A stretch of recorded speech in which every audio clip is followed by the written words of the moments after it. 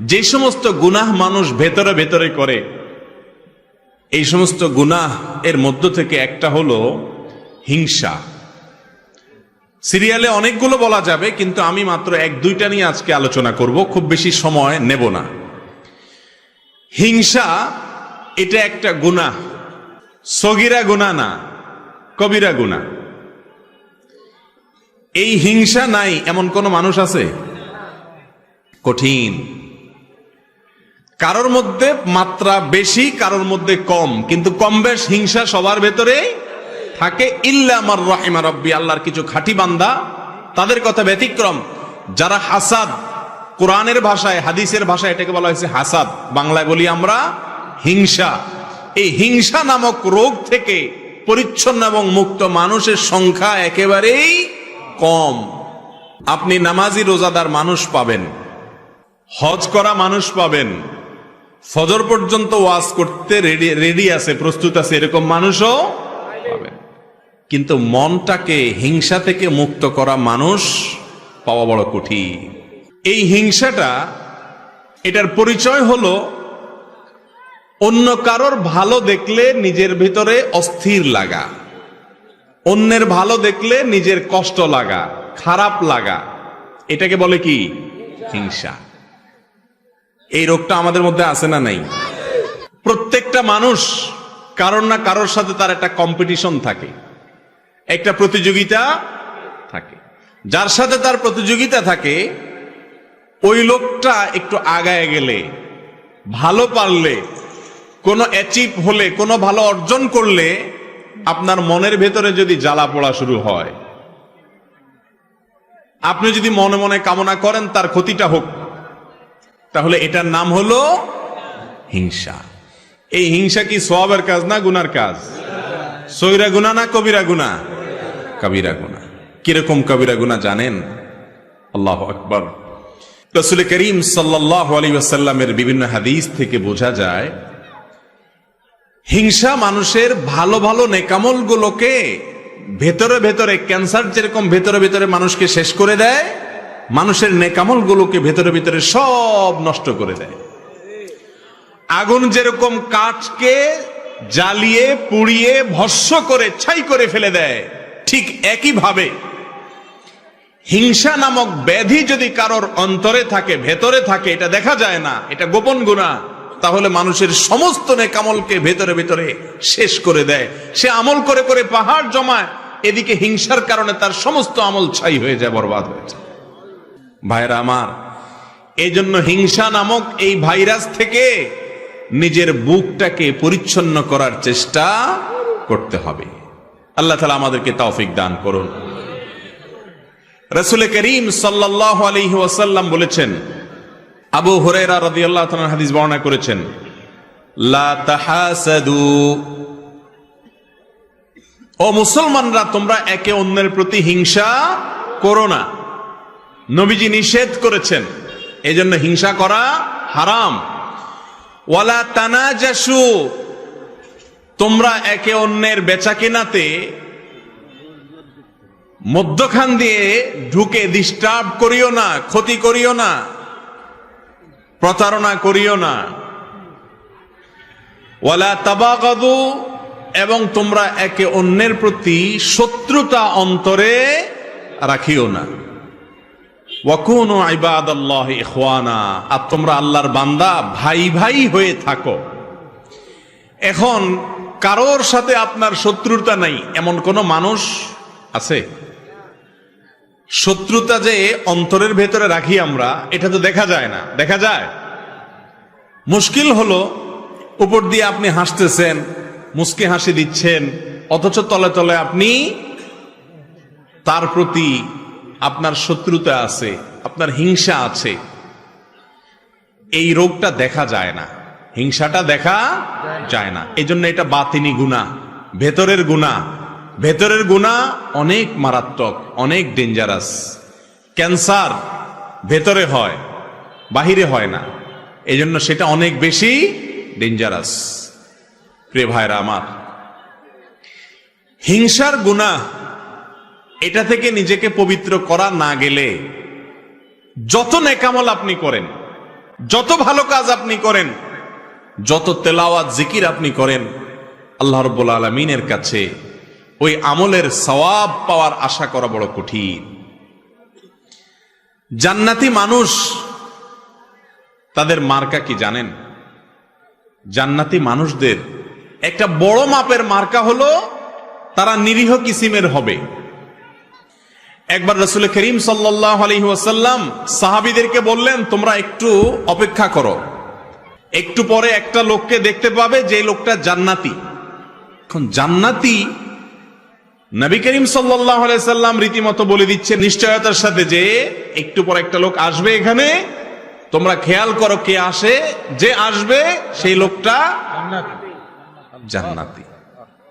সাহাবা একরাম যারা জান্নাতের পাগল, এই কথা শুনে তারা তো সবাই অত্যন্ত সতর্কতার সাথে অপলক দৃষ্টিতে চেয়ে আছে কে আসে।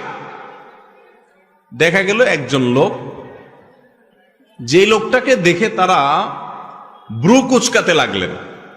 সবাই মনে করেছেন এটা বোধহয় আবু বকর, ওমর, উসমান, আলী, এরকম সিনিয়র কোন বড় সাহাবী, তারাও জান্নাতি সুসংবাদ প্রাপ্ত ইনশাআল্লাহ। তারা মনে করেছেন এরকম কোন প্রসিদ্ধ সাহাবী হয়তো আসবে, কিন্তু দেখা গেল এমন একজন লোক আসলেন যিনি অখ্যাত, কেউ তাকে তেমন বেশি চিনে না, গুরুত্ব দেয় না।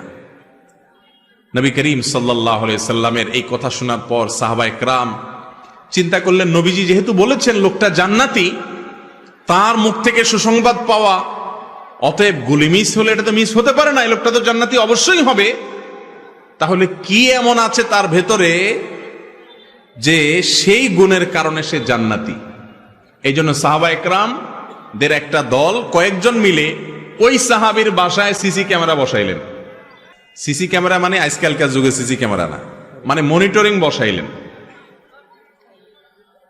তারা খবর নিতে শুরু করলেন যে এই লোকটা কি করে। ওনারা মনে করছেন এই লোক বোধহয় সারাদিন রোজা রাখে আর সারা রাত দাঁড়িয়ে নামাজ কালাম পড়ে, এই জন্য কি নামাজ পড়ে, কি দোয়া পড়ে রাত্রে, এটা জেনে তারাও জান্নাতি হবেন সে আশায় ওই সাহাবীর ব্যক্তিগত জীবনকে পর্যবেক্ষণ করা শুরু করলেন। বহু চেষ্টা করে কয়েক রাত পর্যন্ত তার বাড়ির আশেপাশে অবস্থান নিয়ে সাহাবীরা তেমন কিছু উদ্ঘাটন করতে পারলেন না। দেখলেন না, এশা পড়ে যায়, শুয়ে যায়, আবার ফজরের সময় মসজিদে আসে, হয়তো বড় জোর তাহাজ্জুদটা পড়ে, আর বাকি রাত্রে তো নাক ডাকে আমাদের মতো ঘুমায়। লোকটা জান্নাতি, নবীজির মুখ থেকে সংবাদ পেয়ে গেল, কাহিনীটা কি? ওনারা নিজেরা উদ্ধার করতে যখন ব্যর্থ হলেন, এবার ওই লোকটাকে ধরছেন সাহাবীরা, যায় বলছেন, ভাই তোমার সম্পর্কে নবীজি এরকম কথা বলেছেন, কি এমন আমল তুমি করো আমাদেরকে একটু বলে দাও ভাই। জান্নাত তো আল্লাহ তাআলার অনেক বড় জান্নাত, আমাদেরকেও আল্লাহ দিলে তোমার তো আর ক্ষতি হবে না। এই কথাটা সাহাবীরা বলেন নাই, এটা বোঝাতে চেয়েছেন এবং বলেছেন, ভাই বলে দাও কি আমল করো তুমি যে তোমার সম্পর্কে এত বড় সার্টিফিকেট রহমতুল্লিল আলামিন আল্লাহ রাসূল সাল্লাল্লাহু আলাইহি ওয়াসাল্লাম স্বয়ং দিয়ে দিয়েছেন, কি করো তুমি বলো। লোকটা সাহাবীদের কথা শুনে, তিনিও সাহাবী, তিনি বললেন যে ভাই বিশ্বাস করো আমি স্পেশাল কিছুই করি না, তোমরা যা করো আমিও তা করি। ইসলামে অতিরিক্ত কোনো কিছু করার তেমন কোনো সুযোগও নাই, সবকিছু রেডিমেড। আল্লাহ এবং তার রাসূল সাল্লাল্লাহু আলাইহি ওয়াসাল্লামের পক্ষ থেকে সবকিছু রেডিমেড। তোমরা 5 ওয়াক্ত নামাজ পড়ো, ভাই আমি 6 ওয়াক্ত পড়ি না, আমিও 5 ওয়াক্ত পড়ি। তোমরা রমজানের রোজা রাখো, আমিও রমজানের রোজা রাখি। বিশেষ কিছুই আমি করি না, এমনকি অনেক নফল আমল টামলও যে আমি করি এমনও কিছু না। তবে একটা জিনিস আছে আমার, সেটা হলো আমার এই বুকে আল্লাহর জমিনে কোনো মানুষের জন্য আমার কারোর প্রতি আমার কোনো দুঃখ, কষ্ট, শত্রুতা, হিংসা বলতে কিচ্ছু নাই। কেউ আমাকে যদি একটা গালিও দেয় তো আমি একেবারে ফ্রেশ মনে থাকে মাফ করে দিই। কেউ যদি আমার পেছনে শত্রুতাও করে আমি হাসি মুখে উড়াই দিয়া তার জন্য আমার অন্তরটাকে পরিষ্কার করে ফেলাই। কাউকে দেখে যদি আমার কষ্ট হয়, হিংসা হয়, আমি তার জন্য আরো বেশি করে দোয়া করি। এক কথা, আমার অন্তরটাকে আমি পরিচ্ছন্ন করছি। এই একটা আমল আছে স্পেশাল, হয়তো বা এই কারণে আল্লাহ তাআলা আমাকে মর্যাদা দিয়েছেন। ভাইরা আমার, কি বুঝতে পারলেন? জান্নাতি যে লোক হবে তার তসবিহ দানা হবে 1000, তাই না? তসবিহ দানা তো 100 আছে, 33টার আছে, আবার কিছু আছে অনেক বড় তসবি, দেখছেন নি? বাপখানা এমন যে কয়েক মাইল লম্বা হবে। তসবির সাইজ বড় হলে জান্নাতি হওয়ার গ্যারান্টি এমন কোনো কথা আছে না। দাড়ির সাইজ লম্বা হইলেও জান্নাতি হবে এমন কোনো গ্যারান্টিও, তাই বলে আবার দাড়ি না রাখা জান্নাতে যাওয়ার আশা করেন না। জান্নাতি লোকের জান্নাতে যাওয়ার সবচেয়ে সহজতম উপায়গুলোর মধ্যে থেকে একটা হলো নিজের কলবটাকে, অন্তরটাকে পরিষ্কার করে ফেলা।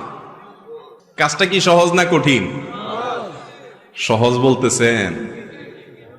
পাশের বাসার ছেলেটা এসএসসি পরীক্ষায় A+, গোল্ডেন A+ পাইছে, আপনারটা শুধু A পাইছে, A- পাইছে, কেমন লাগে তখন বলে? মনে হয় যে আমারটা A- পাইছে বুঝলাম, ওইটা A পাইতো, গোল্ডেন A+ পাইছে, এই দুঃখ সহ্য করি কোত্থেকে? এরকম অবস্থা আমাদের মনে হয় কি হয় না? ভাইরা আমার, লেবাসে পোশাকে মুসলমানের অভাব নাই এদেশে। আমার মতো আপনার মতো এরকম লেবাস পোশাকে মুসলমানের সংখ্যা এদেশে আলহামদুলিল্লাহ কম। ভেতর থেকে মুসলমান এর সংখ্যা এই দেশে অনেক কম। মালিক আমাদের অন্তরগুলোকে আপনি পরিষ্কার করে দেন। একজন খাঁটি মুসলমান, একজন জান্নাতি মানুষের অন্তরে কারোর প্রতি শত্রুতা, বিদ্বেষ, হিংসা থাকতে পারে না। মানুষ শত্রুতা করবে, চলতি পথে বহুত লোক আপনার শত্রুতা করবে, সবাই তো ফেরেশতা না, কিন্তু আপনার কাজ হলো সবার জন্য ক্ষমার দরজাটাকে একেবারে উন্মুক্ত করে দেওয়া। ভাইরা আমার, হিংসুক যখন অন্যের ভালো দেখে হিংসা করে, তখন কি সে নিজে সুখী হয় না দুঃখী হয়? আরো কারোর ভালো দেখে যদি আপনার ভেতরে জ্বলে, গ্যাস্ট্রিকের কারণে ভেতরে জ্বললে যেরকম কষ্ট হয়, কারোর ভালো দেখলে ভেতরে জ্বললে সেই জ্বালাতেও নাকি ভালো লাগে? কষ্ট হয়। ইবলিস আপনার আমার এত জঘন্য শত্রু যে সে সব সময় আমাদের যেটাতে কষ্ট হয় সেদিকে নিয়ে যায়। এখন কথা হলো আমাদের অন্তরে হিংসা আছে কিনা এটা বুঝবেন কিভাবে? এটা বোঝার একটা ছোট্ট মিটার আছে। মিটার দেব, মিটারটা ফ্রি, কোনো পয়সা কই লাগবে না। মিটারটা সবাই বুঝে নেন। মিটারটা হলো আপনার সাথে যাদের কম্পিটিশন আছে না, এই যে মিডিয়ার ভাইরা ক্যামেরা কতগুলো সেট করে বসে আছে, ওনাদের মধ্যে পারস্পরিক কম্পিটিশন আছে না? কার চ্যানেলে কত বেশি সাবস্ক্রাইবার হয়, কত বেশি ভিউ হয়। এখন মনে করেন এক ক্যামেরাওয়ালা ভাই দেখলো আরেক ক্যামেরাওয়ালা ভাইয়ের চ্যানেলে ভিউর পরিমাণ অনেক বাড়ছে, তখন যদি তার ভেতরে কষ্ট হয়, চিনচিন করে একটু জ্বলে বুকের ভিতরে, তাহলে বুঝতে হবে কি হচ্ছে? হিংসা হচ্ছে। ওনাদেরটা দিয়ে বুঝাইলাম, আপনারা জোরে জি বললেন, নিজেদেরকে পাক মনে করেন না, আমরা সবাই এই রোগের রোগী।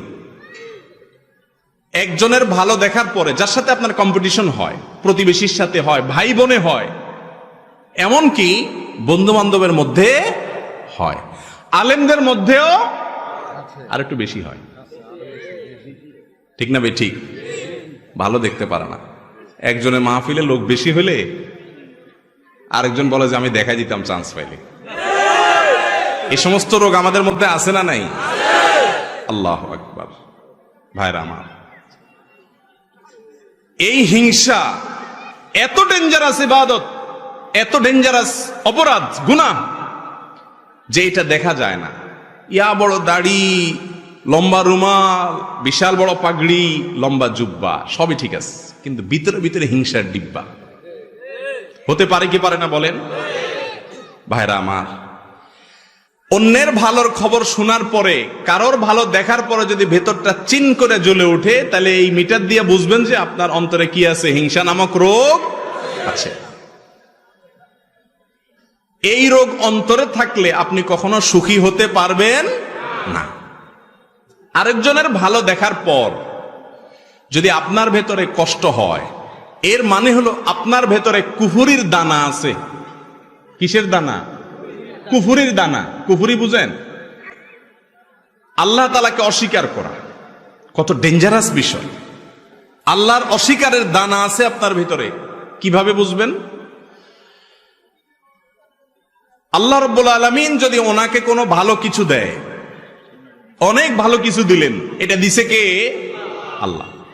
আপনার যদি জ্বলে, আপনার যদি কষ্ট হয়, আপনার ভেতরে যদি অস্থিরতা লাগে, পেরেশানি লাগে, চিনচিন করে, হিংসা হয়, তার মানে আল্লাহর যে ফয়সালা, আল্লাহর যে বন্টন, আল্লাহ যে তাকে দিয়েছেন, আপনি আল্লাহর এই ফয়সালাকে মানতে পারতেছেন না।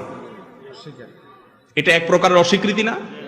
এই জন্য বললাম, হিংসা এই রোগটি মূলত মানুষের অন্তরে কুফরির দানা থেকে সৃষ্টি হয়। আমরা হয়তো খেয়ালও করি না, সবাই কম বেশি রোগের রোগী। হিংসার মতো অপরাধ, যেটাকে আমরা অপরাধ মনেই করি না, জেনাকে অপরাধ মনে করি, চুরিকে অপরাধ মনে করি, মাদককে অপরাধ মনে করি, নামাজ ছাড়াকে অপরাধ মনে করি, বেপরদাকে অপরাধ মনে করি, গালিগালাজকে অপরাধ মনে করি, মানুষ হত্যাকে অপরাধ মনে করি, কারণ এগুলো সব দৃশ্যমান। কিন্তু হিংসা নামক অপরাধ, যে অপরাধ ছোট কোনো অপরাধ নয়, আমল বিনাশী অপরাধ, সেটাকে আমরা অপরাধ মনে করি না। ভাইরা আমার, আজ থেকে আপনার বুকে নিজে হাত দিয়ে চিন্তা করবেন, কল্পনা করবেন, ভাববেন কারোর ভালো দেখলে আপনার জ্বলে কিনা। পারবেন না ইনশাআল্লাহ? যে যদি দেখেন যে হ্যাঁ কারোর ভালো দেখলে আপনার ভেতরে জ্বলে, তাহলে বুঝতে হবে আপনার ভেতরে হিংসা আছে, এটাকে নোট করে ফেলবেন। নোট করার পর প্রতিজ্ঞা করবেন যে এই হিংসা আমি দূর করব। দূর করা ভেরি ইজি, রোগ ধরাটা হলো মূল। আপনি যদি ধরতে পারেন যে আপনার অন্তরে অমুকের প্রতি হিংসা আছে, ওনার প্রতি হিংসা আছে, এটা যদি আপনি ধরতে পারেন, তাহলে ইনশাআল্লাহ ট্রিটমেন্ট ভেরি ইজি। আমি ট্রিটমেন্ট বলতেছি একেবারে সহজ, কিন্তু আগে আপনাকে খুঁজে বের করতে হবে কার প্রতি আমার হিংসা হয়। খুঁজে বের করার পর দ্বিতীয় কাজ হলো চিন্তা করবেন, আমি যদি হিংসা করি তাহলে কেমন যেন আমি আল্লাহর ফয়সালাকে অস্বীকার করলাম। ঠিক না? ঠিক বলেন। আল্লাহ তাআলা পাশের বাসার আমার প্রতিবেশীর ছেলেকে মেয়েকে ভালো রেজাল্ট দিয়েছেন, এই দানটা তো আল্লাহর, তো আমার আল্লাহ দিয়েছেন, আমার যদি কষ্ট লাগে তার মানে আল্লাহর বন্টনটাকে আমি মানলাম না। ডেঞ্জারাস ব্যাপার, কুফরি। এটা মানুষকে আস্তে আস্তে ওই ইবলিসকে যেরকম কাফের বানিয়ে দিয়েছে, আস্তে আস্তে মানুষকে কুফরি পর্যন্ত নিয়ে যায়। এই কথার যখন চিন্তা করবেন, তখন ইনশাআল্লাহ নিজের ভেতরে হিংসা দূর হওয়ার প্রাথমিক পদক্ষেপ চলে আসবে, যে এটা তো আল্লাহর বন্টন, আমি হিংসা করে কি লাভ হবে? হিংসুক হিংসা করে পৃথিবীর কারোর কোনো ক্ষতি করতে পারে না। বরং আপনি কি করবেন, ওই মালিকের সাথে কথা বলা শুরু করবেন। বলবেন, মালিক তুমি তাকে দিয়েছ, তোমার ভান্ডারে তো কোনো কমতি নেই, তাকে দিয়েছ, তার জন্য আমার কোনো কষ্ট নাই, আরো দাও, কিন্তু আমাকেও দাও সাথে মালিক। ব্যাস, এটার নাম হলো গিবতা, বাংলা বলে ঈর্ষা। এটা খারাপ না, এটা জায়েজ আছে। কারোর ভালো দেখছেন, দেখার পরে বললেন যে আল্লাহ তাকে আপনি দিয়েছেন, এটা নিয়ে আমার আপত্তি নেই মালিক, আপনি সিদ্ধান্ত নিয়েছেন দেওয়ার, অতএব নিশ্চয়ই এর ভেতরে কল্যাণ আছে, আপনার ফয়সালার প্রতি আমার কোনো অভিযোগ নাই মালিক, তাকে দিয়েছেন আরো দেন, আমাকেও দেন। হলো কি? ঈর্ষা। এই ঈর্ষাটা হিংসার মতো নিন্দনীয় বা খারাপ না। যদি আপনার মনের ভেতরে কারোর প্রতি হিংসা হয়, আল্লাহর কসম করে বলতেছি, পরীক্ষা করে দেখেন, নিজের ভেতরে অ্যাপ্লাই করে দেখেন, প্রয়োগ করে দেখেন। যদি আপনি হিংসার রোগ ধরতে পারেন যে অমুকের উন্নতিতে আমার ভেতরে জ্বালা পড়া শুরু হয়েছে, এরপরে আল্লাহর সাথে যদি কথা বলেন, আল্লাহ ওনাকে দিয়েছেন, ভালো কথা, আমি আপনার নাখান্দা গোলাম, আমার হয়তো উপযুক্ততা নাই, তার হয়তো কোনো গোপন ভালো আমলের কারণে তাকে দিয়েছেন, আল্লাহ আমাকেও দেন। এভাবে যদি আল্লাহর সাথে কথা বলেন, দেখবেন যে হিংসা অর্ধেক মন থেকে এমনি দূর হয়ে গেছে। এরপরে দ্বিতীয় যে কাজটা করবেন তা হলো, তারপরেও যদি দেখেন না চিনচিন করে জ্বলে, এবার অ্যান্টিবায়োটিক দিবেন। অ্যান্টিবায়োটিক কি জানেন? অ্যান্টিবায়োটিক হলো নিজের প্রতি নিজের সংগ্রাম। এবার এটাকে বলে আত্মসংগ্রাম। নিজের বিরুদ্ধে নিজে যুদ্ধ করতে হবে। এখন এবার আপনাকে অ্যান্টিবায়োটিকে যেতে হবে, অপারেশনও বলতে পারেন। সেটা হলো এবার নিজের নফসকে বলবেন, নফস আমার আল্লাহ তাকে দিয়েছে, তোমার কাছে কষ্ট লাগে, তুমি হিংসুক, ছোট লোক, অতএব এটার শাস্তি হলো তুমি আল্লাহর কাছে মনে না চাইলে হুদামিসা দোয়া করো, এমনি দোয়া করো, আত্মলি বলো আল্লাহ ওনাকে যা দিয়েছেন আল্লাহ ওনাকে আরো দেন, আরো দেন আল্লাহ, আল্লাহ আপনার শুকর, আপনি তাকে দিয়েছেন, তার ছেলেকে এ প্লাস দিয়েছেন, আল্লাহ আরো দেন, আল্লাহ ওনার ব্যবসায় অল্প দিনে এত লাভ করছে, আল্লাহ ডবল করে দেন। মনে চাবে না, কিন্তু মনের বিরুদ্ধে মুখে আল্লাহর কাছে কি করবেন? এটা বললে আপনার ভেতরকার যে প্রবৃত্তি, আত্মা, নফস, এই নফস রুসওয়া হবে, বেইজ্জত হবে, লাঞ্ছিত হবে, এবং ইনশাআল্লাহ হিংসা থেকে সে আস্তে আস্তে সরে আসবে। শয়তান তখন বলবে ছেড়ে দেমা কেন্দেবাসি, কারণ এই লোক উল্টা বরং যার প্রতি হিংসা হয় তার জন্য দোয়া করা ধরছে।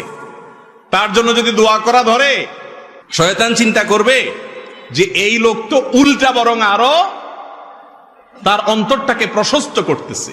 ইমানদারের মন কখনো সংকীর্ণ হতে পারে না, কিন্তু আজ আমাদের মনগুলা সব ছোট, ঠিক না ভাই? ঠিক।